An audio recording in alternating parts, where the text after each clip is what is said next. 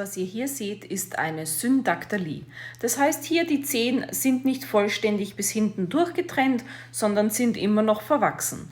Das Ganze ist geschehen, als das Baby im Mutterbauch entstanden ist und die Zehen sich nicht getrennt haben. Das Ganze hat auch keine Auswirkungen auf das spätere Leben des Patienten. Das Ganze kann man chirurgisch auseinanderschneiden lassen.